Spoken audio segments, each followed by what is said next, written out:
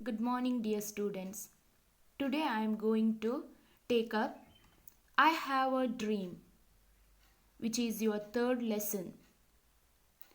And I Have a Dream was a public speech spoken by Martin Luther King Jr. This was a powerful speech. He was used, he was spoken during the march to explain the insecurities of Negro people, the Negro people who were suffered under the clutches of white people. So Martin Luther King Jr.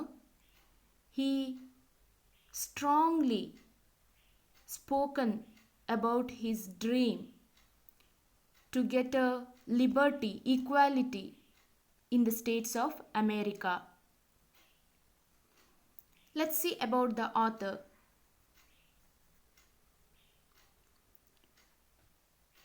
Martin Luther King Jr. was born on January 15, 1921 in Atlanta, USA. During his childhood days, he was fascinated by football and baseball and he played them well. He was interested in the piano classes and he took piano training from his mother. He was a Christian minister. Minister means not a politician. Christian minister means preaching in a Christian institution.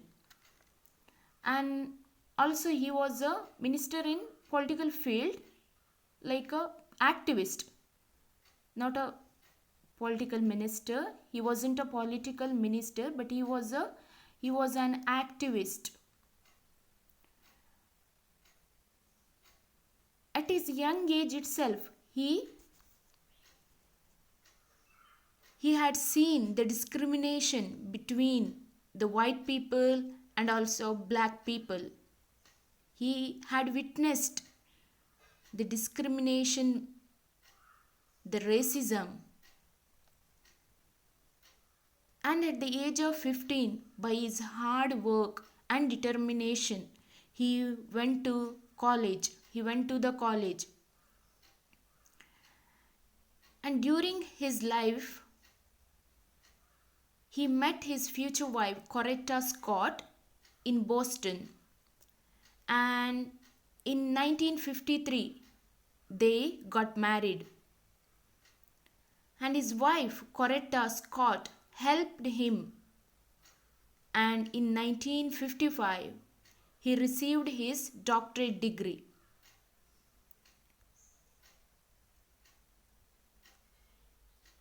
He was strongly influenced by his Christian values because he himself was a Christian minister, and also his father was a Christian minister, a preacher.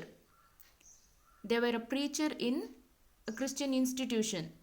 So he was influenced by Christian doctrines like forgiveness, love, liberty, non-violence, and not only from that, he was also influenced by Mahatma Gandhiji's values like non-violence, and he had used that non-violent in his march, in his protest. He was a peace lover activist. And King won the Nobel Peace Prize on October 14, 1964 for fighting the racial inequality through non-violent resistance. Unfortunately, at the age of 39, he was assassinated he was killed by a shot on April 4th in Memphis, Tennessee.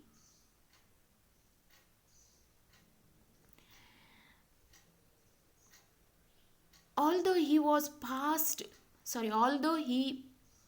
passed away at such young age, his work did not go in vain.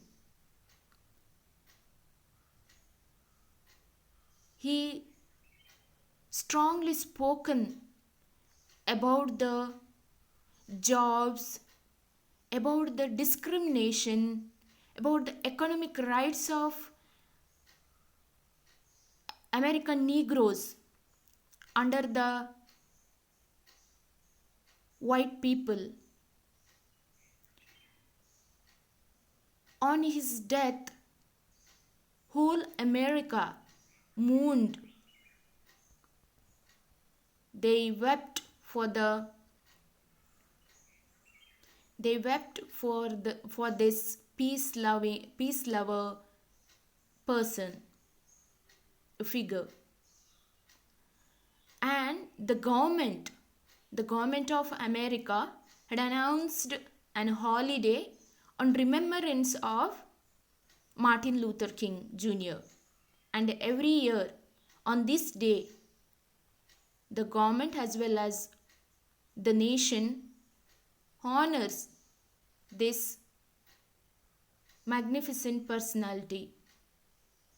Not only that, the government had made many memorials.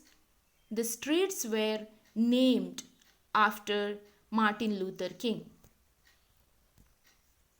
Okay, now let's have a little bit glance on his speech.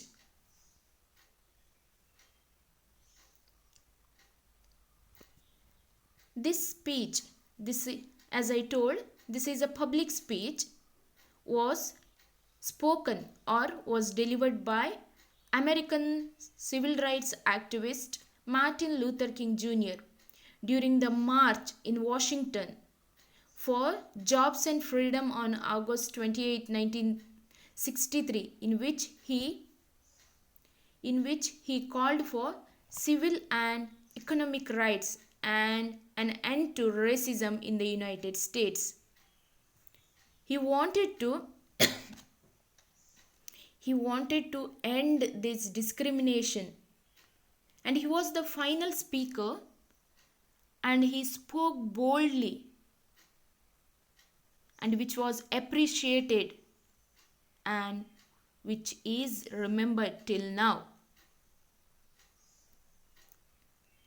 This speech was delivered in front of more than 250,000 civil rights supporters from the steps of the Lincoln Memorial in Washington, D.C.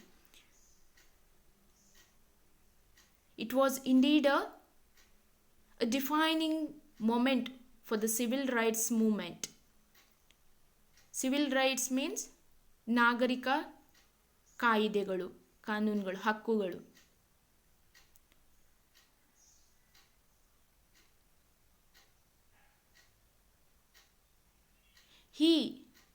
He expresses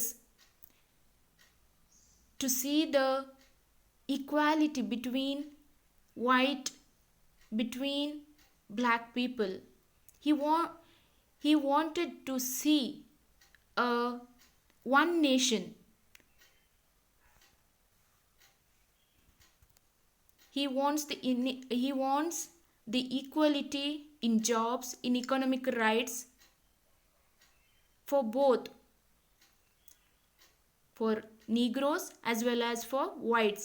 Whites enjoyed all the rights, but the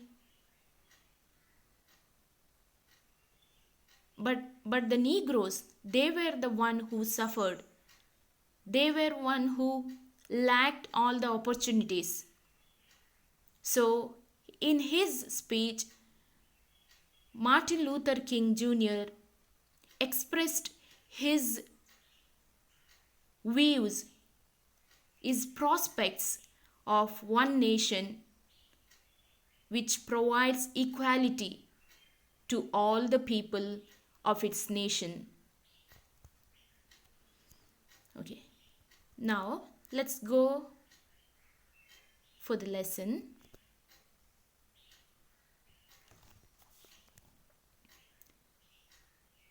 I have a dream.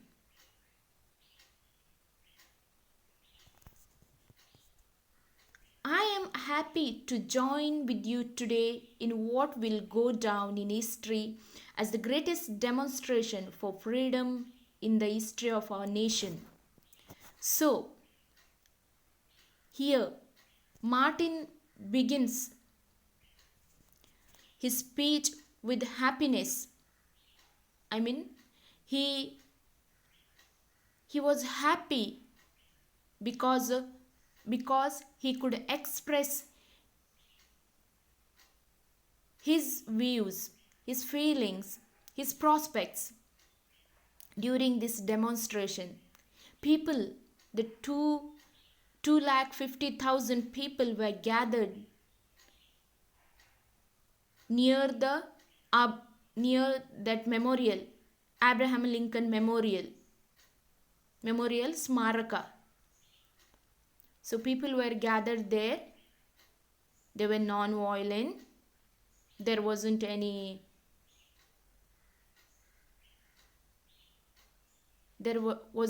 harmful protest.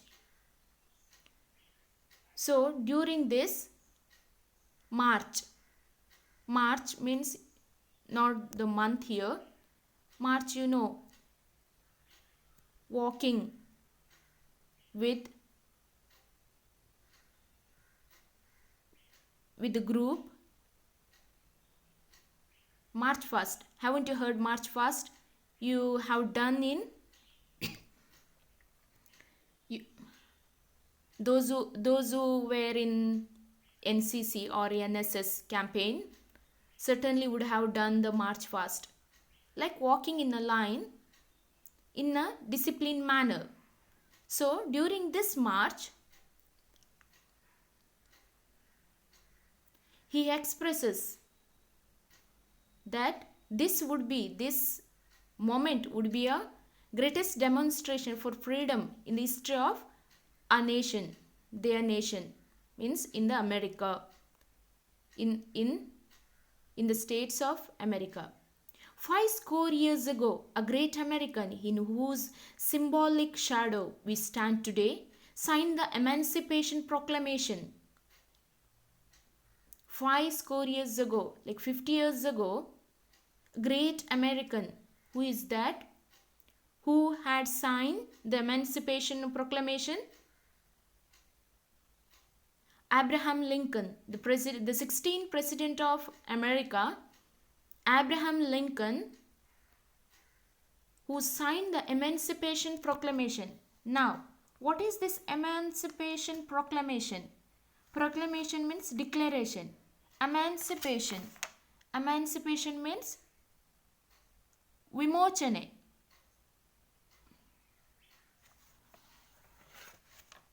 Abraham Lincoln had signed this Emancipation Proclamation, declared that all persons held as slaves within the rebellious states are and henceforth shall be free.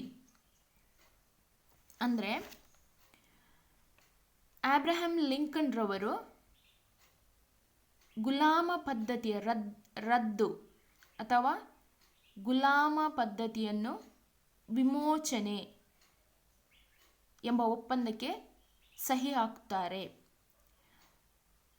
Abraham Lincoln, the president, who signed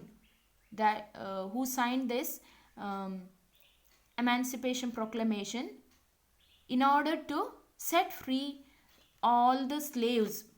Who are the slaves? They weren't white people. Negroes. Who are Negroes?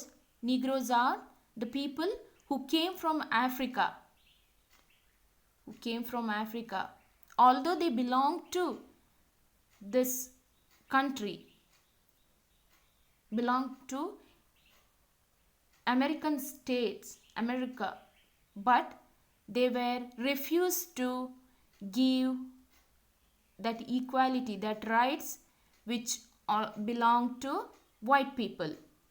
Negroes were always discriminated. So this Emancipation Proclamation made clear that all the slaves had to be free. And after this proclamation, the slaves were not slaves. They were independent citizens. But what does Martin says here?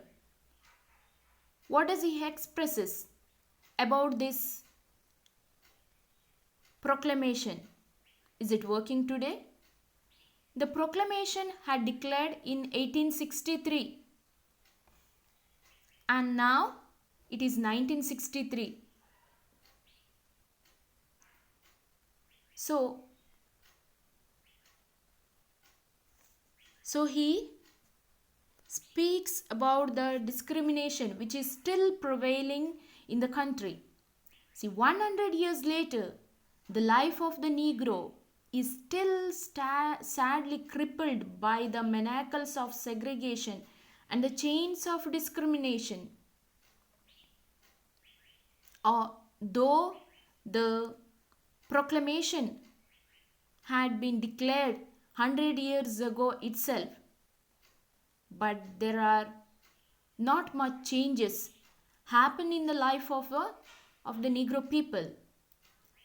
The Negro is still sadly crippled, weakened, disabled, angavaikalyate, disabled by the manacles, shackles, handcuffs, the shackles of segregation, separation. Segregation means separation. And the chains of discrimination, partiality.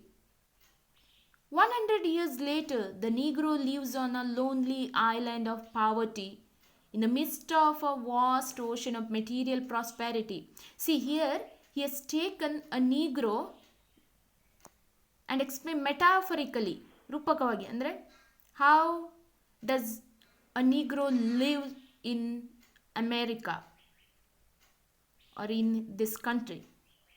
100 years later, the Negro lives on a lonely island of poverty. That means, tell me, even today in 2020, when we speak about America or when we think about America, what are the things plopping into our mind?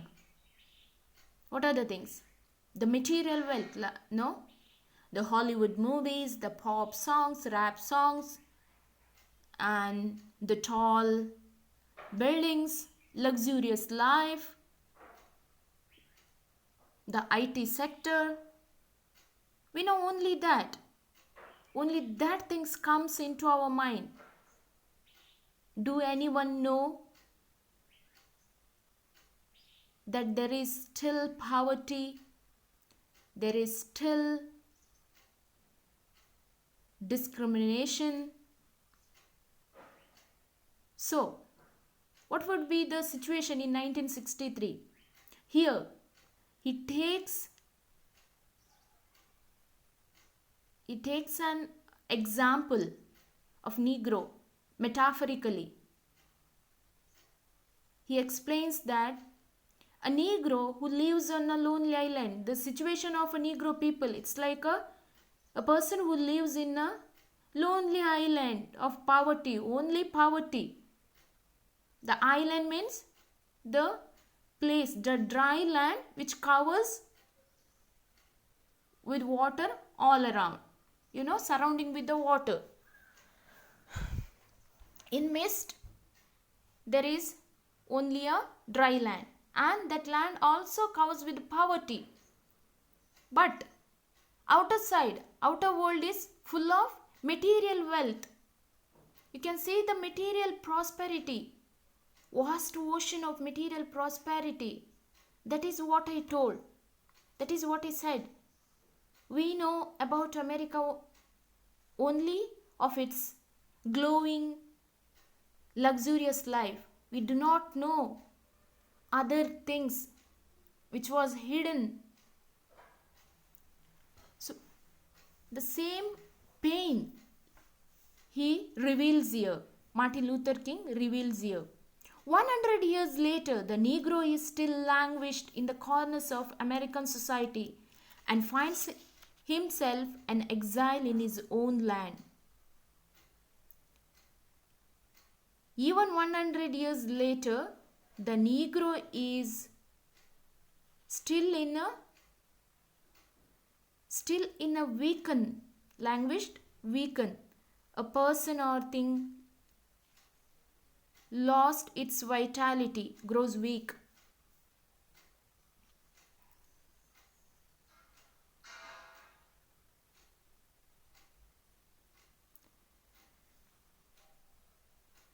So, and find himself an exile in his own land. Exile, hostile, captain, like a captain of prison. In his own land, he was prison. So we have come here today to dramatize a shameful condition. So in this protest, what we are going to do? We are expressing, we are explaining, we are dramatizing. We are showing what we are going through. Let's go a little behind second paragraph. There it is written, 5 score years ago, a great American in whose symbolic shadow we stand today signed the Emancipation Proclamation. See here, that sentence I explain. The next sentence I'm going to explain. This momentous declaration came as a great beacon light of hope. So this Emancipation Proclamation brings a light of hope. Beacon means a lighthouse or the signal for guidance. Haven't you seen in a beach, especially in the beach, you can see the lighthouse. What does it do? It shines, it shows the light, it focuses lights all over the water to check what's going on or to show the path to those who don't have light or can't see, to walk on that path. So this Emancipation Proclamation signed by the President of America, Abraham Lincoln, was the light of hope, the beacon light, a guidance light of hope to millions of Negro slaves who had been seared in the flames of withering injustice. Negro slaves who had seared means fried, like chicken was frying, no, high temperature. So they were fried in the flames of withering injustice. Withering means weakening, diminishing. Injustice. It came as a joyous daybreak to end the long night of their captivity. So due to this proclamation, they had a new light of freedom. They enjoyed that moment. They got their freedom back.